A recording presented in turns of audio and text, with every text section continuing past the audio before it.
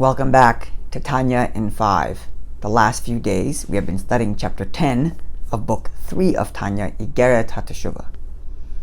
In the preceding chapters we described two levels of Teshuva. The first is one who feels a sense of embarrassment and feels embittered by what they have done to their godly soul, to detach it from God and drag it down into a place of impurity and corruption and sin. And the second, higher level of Teshuva is the one who lives his life now with such an attachment to God as if his soul never emerged from his source and never left the oneness from God to even come into the body.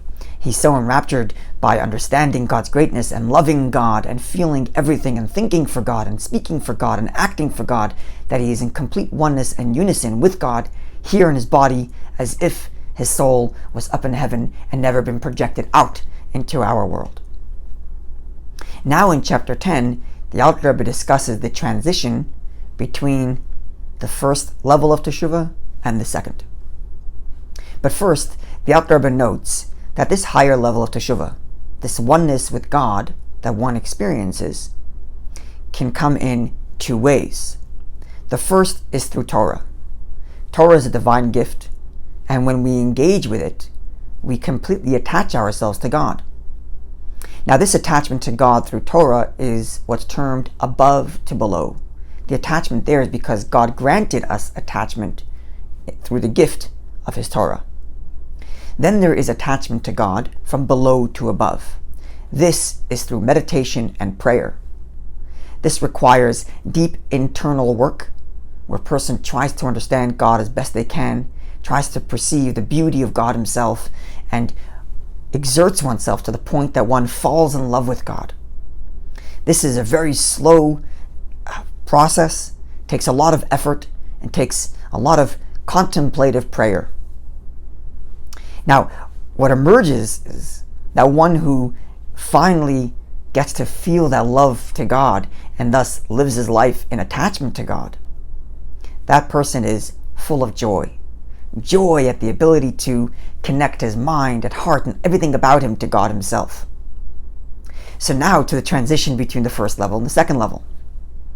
When we begin our journey through Teshuva, we start off first by facing the evil we have caused, facing the catastrophe we have done, facing all of our failures and saying, look what you've done. What a pity it is on the godly soul that's been corrupted and dragged in such a lowly place. This is a very difficult process, to be able to own up to all of that and to acknowledge it and feel compassion for it. And only once we emerge from that and we restore our connection to God and restore the flow of divine energy from the divine source into the soul in our body, then we can begin the joyful process of really attaching our minds and hearts to God. So the Alter Rebbe concludes the chapter by saying that in the old day, a person was capable of switching between the bitter process of acknowledging sin and then the joyous process of attachment to God in a matter of a minute. Before prayer, feel broken over what they have caused through sin, and then in prayer feel joy of attachment. But, says the Alter Rebbe, in his day, this transition takes a little more time.